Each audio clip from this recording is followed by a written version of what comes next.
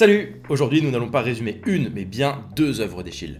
D'un côté, nous avons Les Suppliantes, de l'autre, Les 7 contre Thèbes. Alors pourquoi deux? Pourquoi tant de générosité, me direz-vous? Si tu es en prépa scientifique pendant l'année scolaire 2024-2025, tu sens la douille arriver. Normalement, le programme impose 3 auteurs avec 3 œuvres à étudier. Mais cette année, petite surprise, il y a 2 pièces de théâtre pour toujours plus de plaisir. No, God, please, no! Et comme si ce n'était pas suffisant, c'est quasiment impossible de comprendre quoi que ce soit si tu n'as pas un minimum de connaissances sur certains mythes grecs. Pas de panique, on va résumer tout ça dans une seule vidéo, d'une traite. Tu vas voir, ce n'est pas si compliqué que ça. Avant de commencer, je dois te mettre en garde pour éviter de te faire arnaquer. Il faut choisir la bonne édition car il existe plusieurs traductions différentes. Alors tu te dis naïvement que l'édition GF, avec le bandeau jaune spécial prépa scientifique, c'est exactement ce qu'il te faut? Eh ben non, ce n'est pas la bonne traduction. Le programme précise qu'il faut prendre la traduction de Paul Mazon, ce qui n'est pas le cas de l'édition GF. Malheureusement, dans la vidéo sur le thème individu et communauté, je présente la mauvaise couverture. Mais les liens dans la description pointent vers la bonne édition. Nice. Finalement, il faut prendre l'édition Folio avec la traduction de Paul Mazon. Bon, maintenant que c'est dit, passons enfin à ce résumé.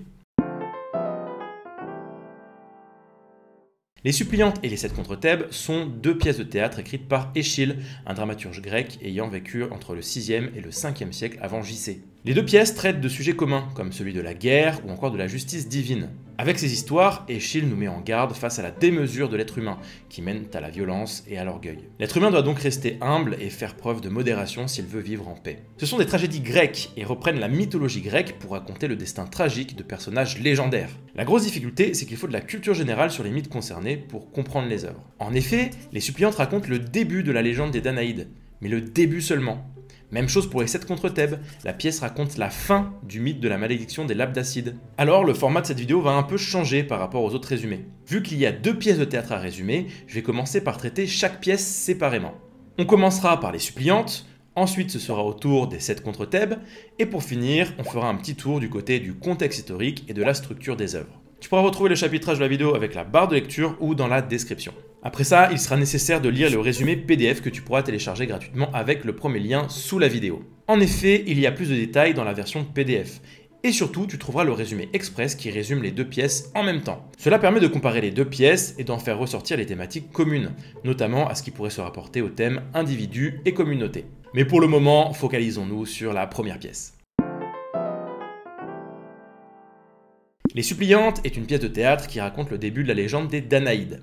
Les Danaïdes, ce sont les 50 filles de Danaos, le roi de Libye. Danaos a un frère nommé Égyptos, qui est roi d'Égypte et qui lui a 50 fils. Ça fait beaucoup là, non? Alors là, Égyptos fait le calcul, 50 d'un côté, 50 de l'autre, et paf, c'est un match. En réalité, Égyptos veut marier ses fils aux Danaïdes pour éviter une guerre de succession entre ses descendants. Mais bon, les Danaïdes ne sont pas vraiment partantes de se marier avec leurs cousins.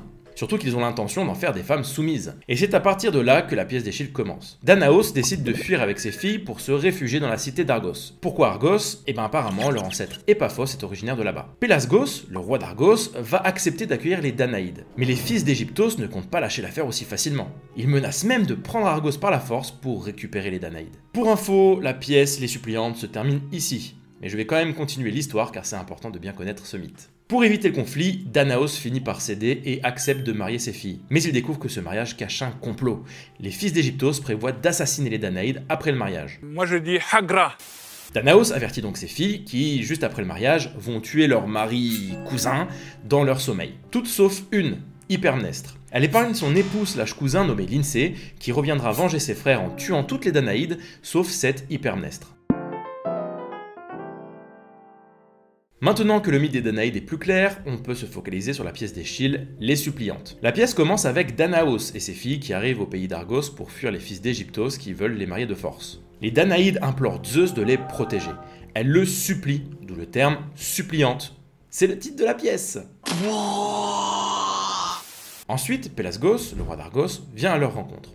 Les Danaïdes lui expliquent leur situation et lui prouvent qu'elles sont originaires d'Argos par leurs ancêtres. Pélasgos part demander l'avis de son peuple, qui est d'accord pour protéger les Danaïdes. Un messager est envoyé par les fils d'Égyptos. Celui-ci menace les Danaïdes et leur ordonne de rentrer en Égypte. Pélasgos intervient et annonce que les Danaïdes seront protégés par la cité d'Argos. Le messager le prévient qu'il risque une guerre avec Égyptos. Malgré cette menace, Pélasgos les accueille dans la cité d'Argos. Danaos conseille à ses filles de se faire discrètes et d'agir avec humilité. À la fin de la pièce, les servantes des Danaïdes font leur apparition et expriment leur désaccord. Les servantes affirment que les dieux pourraient se jouer des Danaïdes et qu'elles feraient mieux de se rendre et de se marier au lieu de risquer de déclencher des guerres sanglantes. Et on arrive à la fin de cette pièce. Passons à la suivante.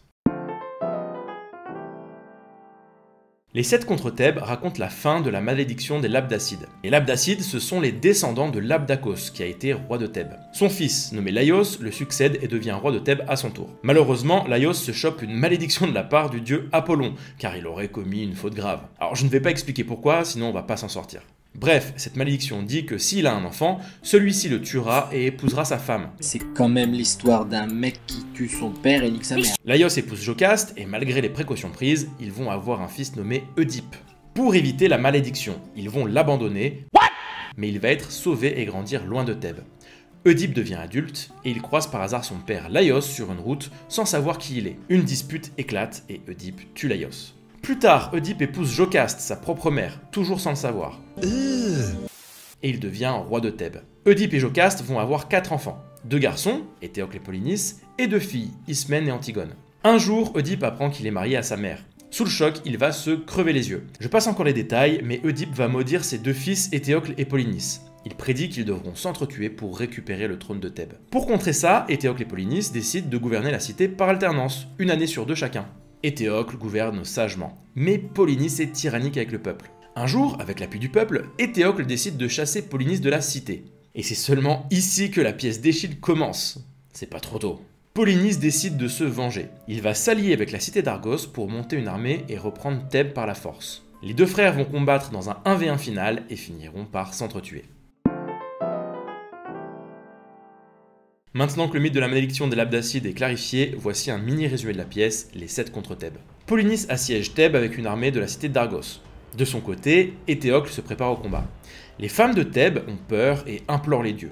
Mais Éthéocle leur demande de se taire pour ne pas flinguer le courage des soldats. Un messager vient présenter à Éthéocle les 7 chefs ennemis qui entourent la cité de Thèbes, chacun placé devant l'une des 7 portes de la ville. D'où le titre, les 7 contre Thèbes. Éthéocle va donc choisir 6 champions pour défendre les portes, et il va lui-même défendre la 7ème porte face à son frère Polynice. Après la bataille, la ville de Thèbes est sauvée, mais les 2 frères se sont entretués. Leurs sœurs, Ismène et Antigone, se lamentent sur leur corps. Le peuple décide d'honorer le sacrifice d'Éthéocle, mais interdit l'enterrement de Polynice, ce qui serait un des pires châtiments pour un mort. Antigone refuse et elle ira enterrer Polynice contre l'avis de la communauté, même si elle risque d'être sévèrement punie pour cela. C'est bon, tu as maintenant une vue d'ensemble de ces 2 histoires. Passons maintenant au contexte historique et à la structure des œuvres, ce qui te permettra de mieux comprendre le format du théâtre antique.